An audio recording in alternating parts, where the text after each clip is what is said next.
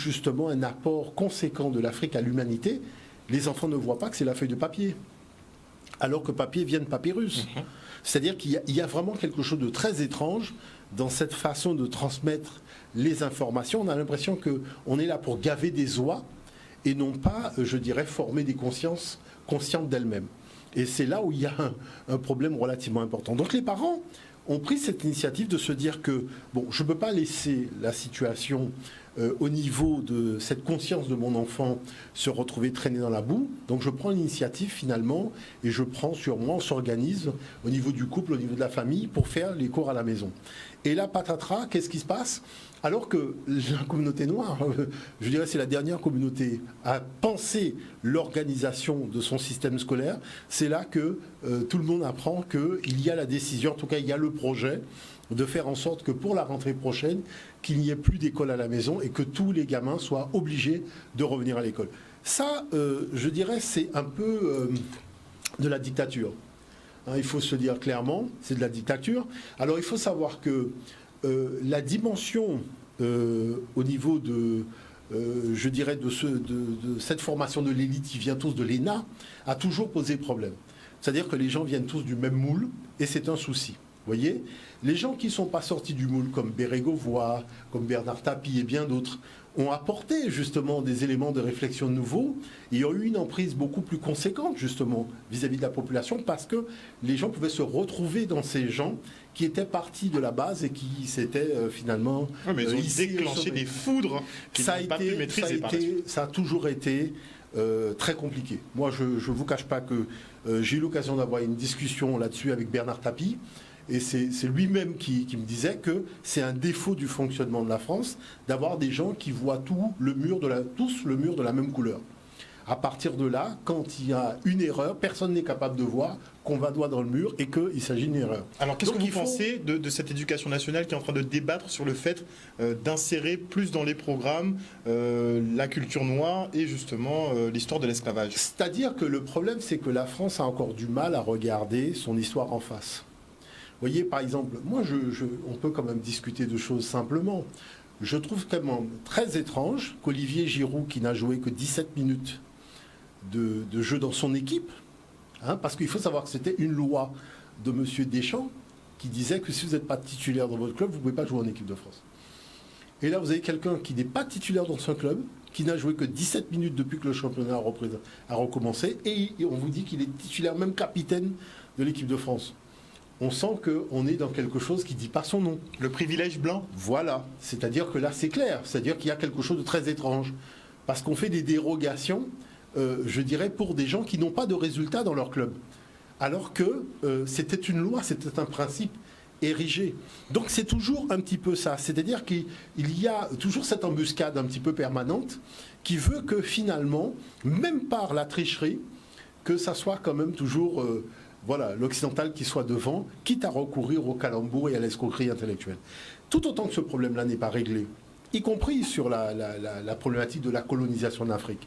Parce que regardez quand même une chose qui est extraordinaire. Il y a eu ce documentaire sur France 2 qui est passé cette semaine, mardi. Les gens parlent de ça comme c'est de l'histoire alors que c'est de l'actualité pour nous. C'est-à-dire que pour nous, c'est de l'actualité, c'est de la réalité de tous les jours. Et les autres en parlent comme si c'était de l'histoire. Et quand on veut aborder la dimension de l'actualité de cela, on voit que, oups, on change de sujet, on change d'intervenant.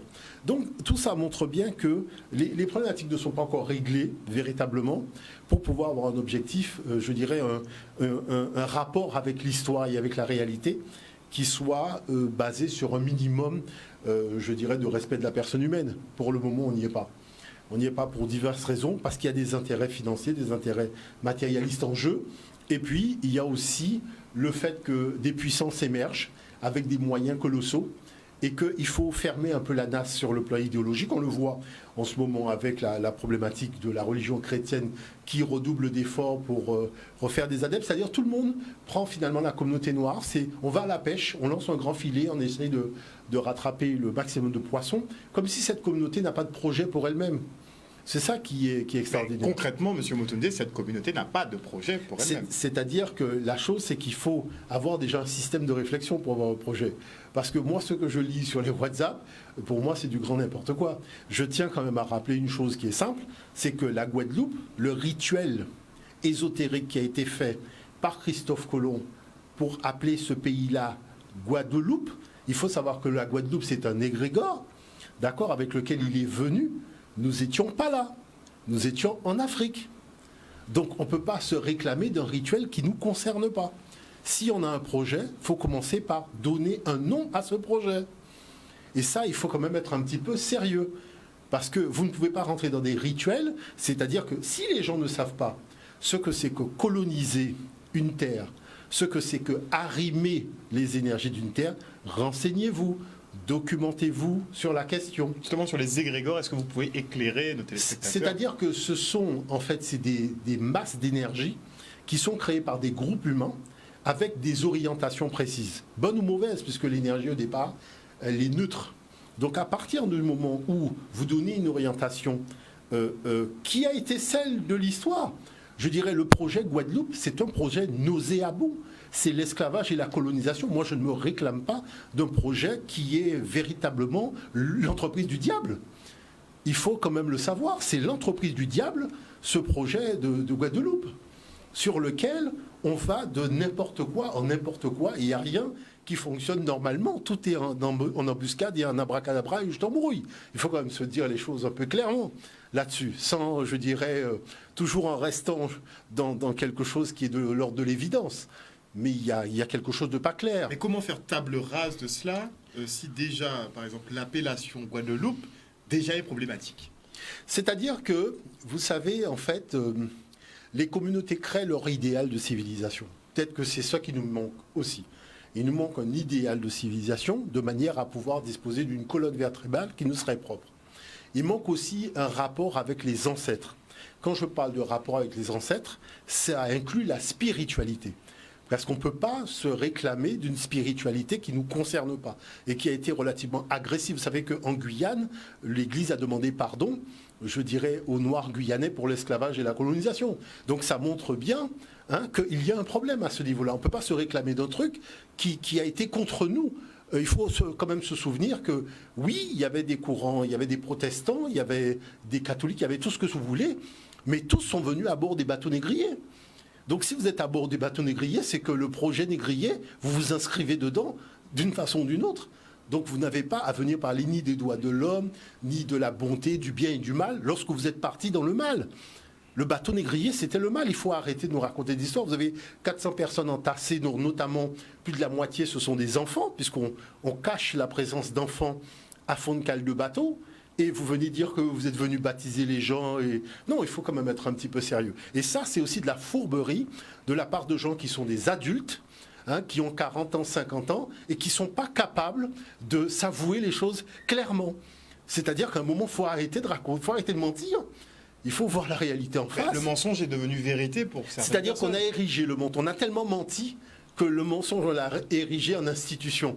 Sauf que les fondements sont abracadabresques. Vous voyez, c'est du grand n'importe quoi.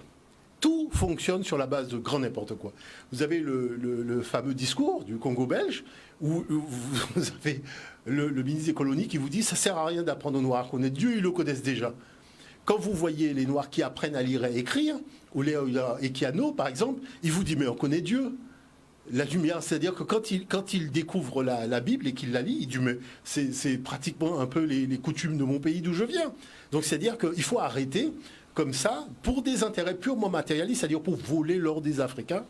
D'accord ? On vient répandre des fausses vérités pour cacher qu'en fait on est animé de mauvaises intentions. C'est ça, c'est-à-dire que là aujourd'hui, je dirais avec le recul, on a fini par comprendre un peu les choses. Donc je dis qu'il faut être un peu sérieux. Et justement, le sujet de ce soir, c'est véritablement cette grande escroquerie. C'est véritablement ça. Parce que moi, je trouve quand même relativement aberrant, je trouve même ubuesque. Il y a des congrès qui se déroulent donc dans la partie Caraïbes et Amérique sur le peuplement de ces régions et le peuplement africain de ces régions. Il y a des fouilles archéologiques qui sont faites. il y a des datations qui sont faites, il y a toute une série de choses qui sont faites. Il n'y a aucune information en Guadeloupe sur ces choses-là.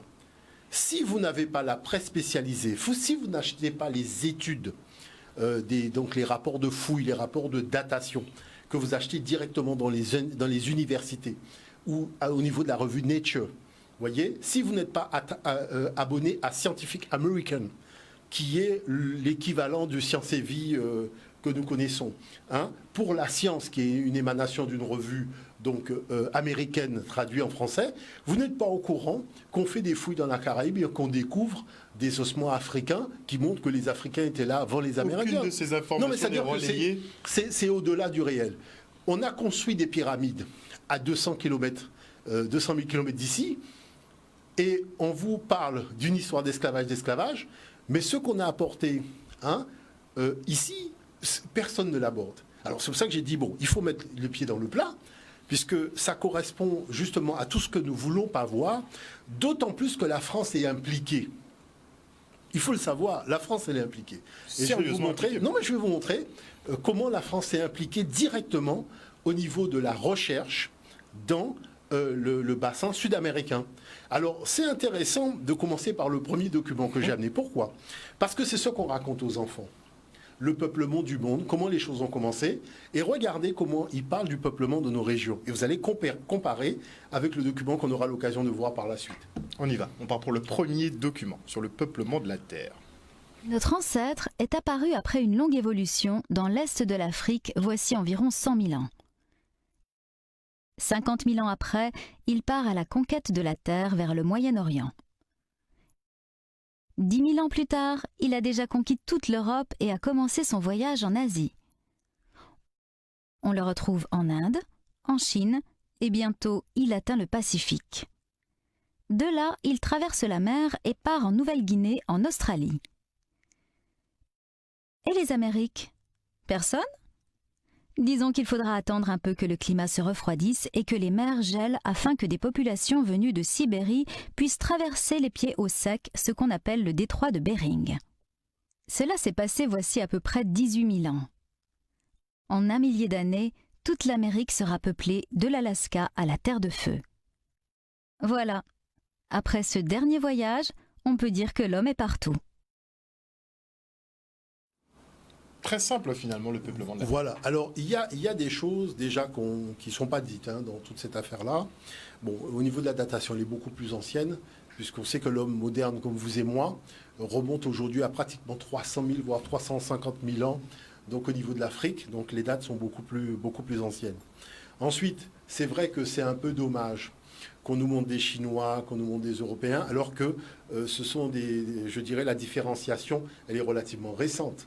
C'est-à-dire, si vous prenez le peuplement de l'Europe comme le peuplement de la Chine, je peux vous montrer qu'il n'y a pas si longtemps, il y a encore peut-être 5-6 siècles, c'était des Noirs qui étaient dans toutes ces régions. Il suffit d'aller, vous savez, vous allez dans les musées, quand vous allez à Bangkok, allez dans les musées. Mais c'est ça que je dis vraiment aux gens, mais allez dans les musées. Dans les musées, vous allez voir les ancêtres de ces gens. Il y a les preuves. Mais voilà, il suffit d'aller dans les musées, vous allez voir les ancêtres, même en Chine. Allez dans les musées en Chine, vous allez voir quelle est la couleur des divinités, quelle est la couleur des ancêtres de ces gens. Allez aussi au Japon. Au Japon, c'est pareil, tout le monde sait que c'est un peuple noir qui s'appelait Ainu qui a fondé le Japon. Et il y a quand même des iconographies, il y a des fouilles, il y a des divinités. Tout ça, c'est dans les musées. Il suffit d'aller voir les musées, vous allez voir tout ça est dans les musées. On part du côté du téléphone pour un appel d'auditeur. Allô, oui, bonsoir. Allô, allô. Johanna. Bonsoir, Johanna. Bonsoir. Oui, bonsoir à tout le monde. C'est pour rebondir un peu sur tout ce qui a été dit. Je vais rebondir déjà sur l'aspect que les Africains étaient en Asie. Quand on regarde bien certains Africains actuels en Afrique subsaharienne, on a encore des Africains aux yeux bridés, qui ont les traits bridés et qui ressemblent aux Asiatiques trait pour trait. Donc on voit que la racine des Asiatiques sort d'Afrique. D'autre part, on peut se questionner aussi pour le fait que les Caribéens ne soient pas